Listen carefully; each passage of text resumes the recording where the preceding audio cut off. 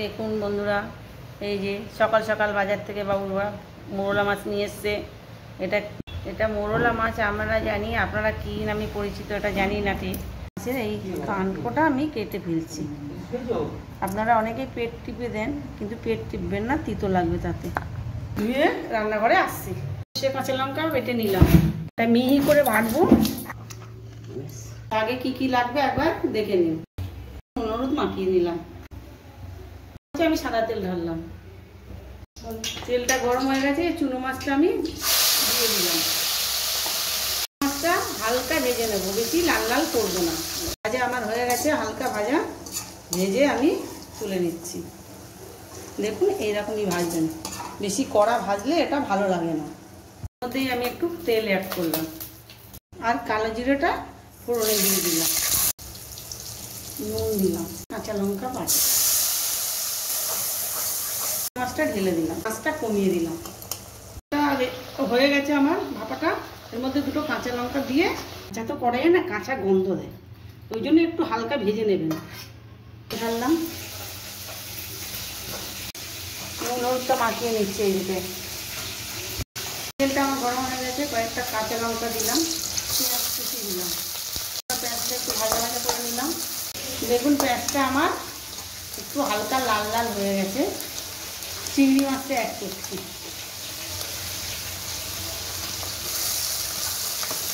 মাছটা এই তেলে ভেজে নেব আমি।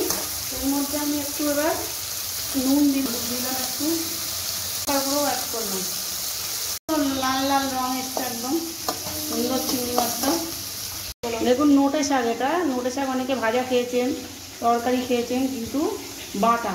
এটা কাঁচা লঙ্কা দিয়ে নোটে শাকটাকে সিদ্ধ করে নিয়ে, মিক্সির যাদের নেই তারা শিলেও বাটতে পারেন।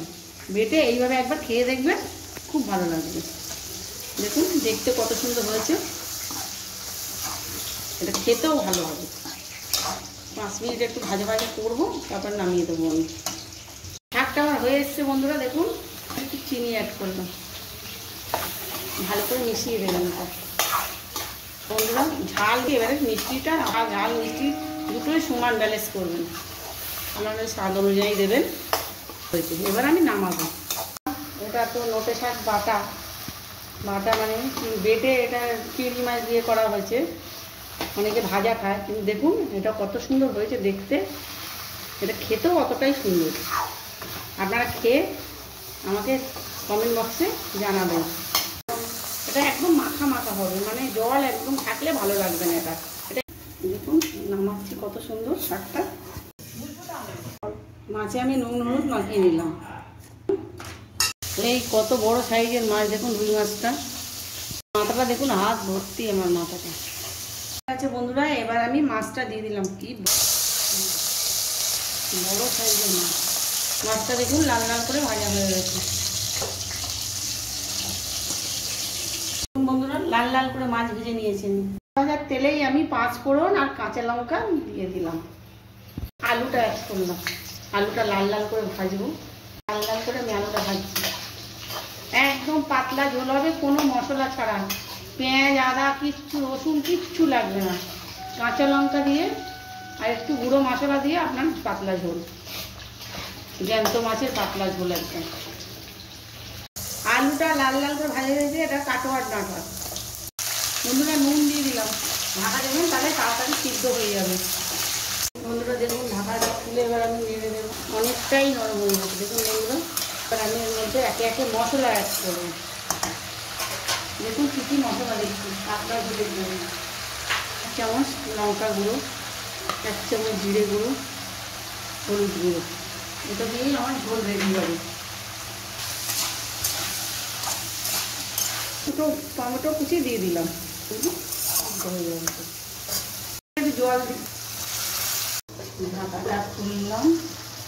দেখুন বন্ধুরা আমার মোটামুটি সিদ্ধ হয়ে গেছে। দেখুন আলু একদম সিদ্ধ হয়ে গেছে।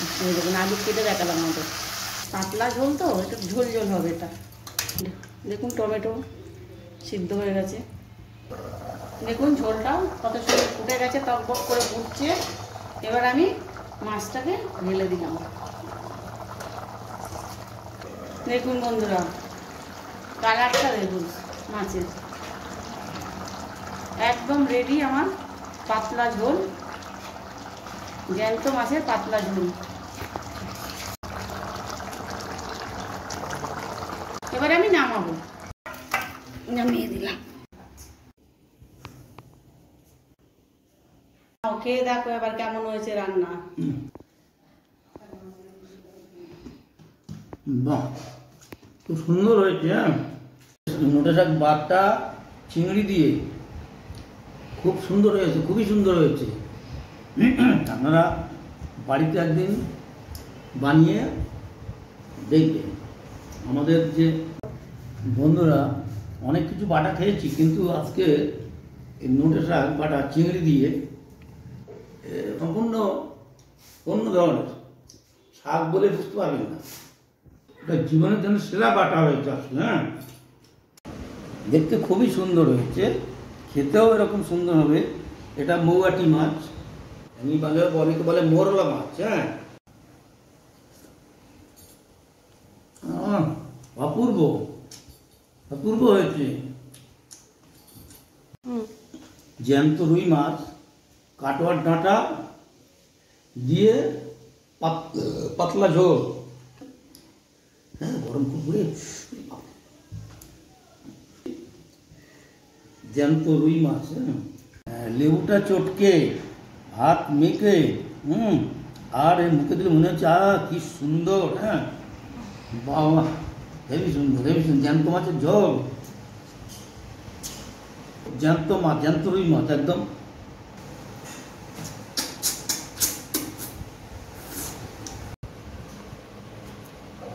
বন্ধুরা হেভি খেতে, ঘরে পাতা দই। হ্যাঁ, টক দই পাতার রেসিপি রুমা চ্যানেলে ছাড়বে, আপনারা দেখে নেবেন, ঘরে পাতবেন, খুব ভালো যাবে।